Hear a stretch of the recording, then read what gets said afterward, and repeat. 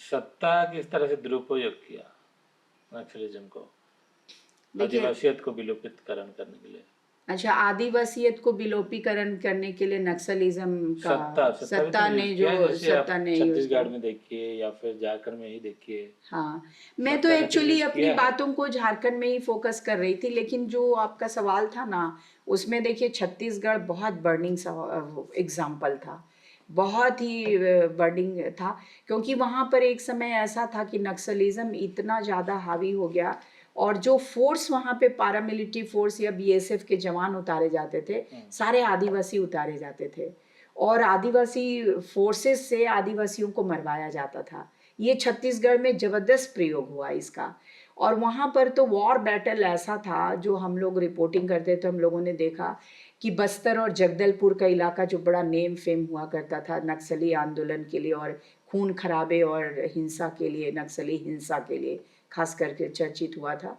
तो उसमें देखते थे कि एकदम नीचे में जंगलों में पूरे गन के साथ में नक्सलाइट हैं, और ऊपर से जो फोर्स है जो हेलीकॉप्टर से उतर रही है, नीचे से ये लोग वो हेलीकॉप्टर में फायरिंग कर रहे हैं।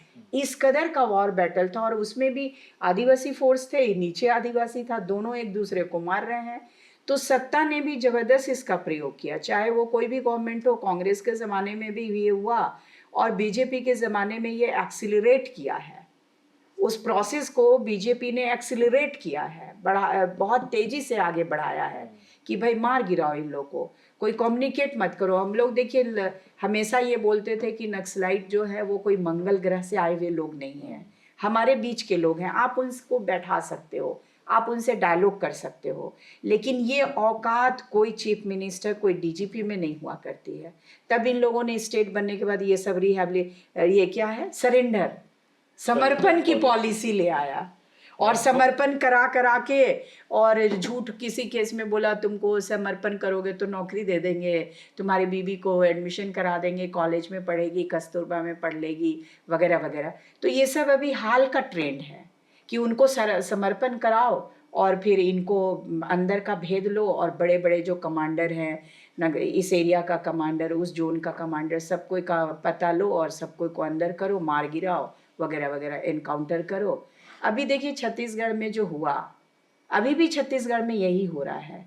25 या 26 मई को घर में घुस के मारा है 12 आदिवासियों को। विकास से नक्सलिज्म पैदा हुआ, नक्सलिज्म के बाद सत्ता आ गया, विकास, नक्सलिज्म, सत्ता मिलके एक पूरा का पूरा विनाश, विलोपीकरण हुआ। उसके बाद फिर वहाँ इंडस्ट्री बैठ जाता है। ऐसा कुछ जगहों पे हुआ है, जैसे लातेहार में अभिजीत ग्रुप वगैरह गए थे, तो वहाँ पे कुछ नक्सलिज्म, तो वहाँ पर एक आपस का अंडरस्टैंडिंग हुआ कि भाई गवर्नमेंट हमको इतना लेवी देगी तो हम यहाँ माइनिंग करने देंगे। प्राइवेट जो बड़ी कंपनियाँ आई तो हमको माइनिंग के एवज में नक्सलाइट लोगों ने पैसे की मांग की, जो मैंने आपको पहले ही बोला कि देखिए हथियार नहीं के साथ विचार नहीं आया, तो ये लोग डेवलपमेंट के नाम पे कोई भी काम नहीं होने देने लगे, हर जगह लेवी मांगने लगे। तो झारखंड में जहाँ भी आदिवासी इलाके में नक्सलिज्म फैला, तो बहुत कम समय तक वो आइडियोलॉजिकली रहा, लेकिन मैक्सिमम आप देखिएगा तो लेवी वसूलने, रंगदारी करने, चंदाखोरी करने तक ही ये सब चला। और इसको प्रमोट किया कुछ पॉलिटिकल फोर्सेस ने प्रमोट किया, क्योंकि उनको चुनाव जीतना है। चुनाव जीतने के लिए वो इतना कोई समाज परिवर्तन या व्यवस्था परिवर्तन नहीं करने जा रहे हैं कि भाई अपने एरिया से नक्सलिज्म को ख़त्म करेंगे।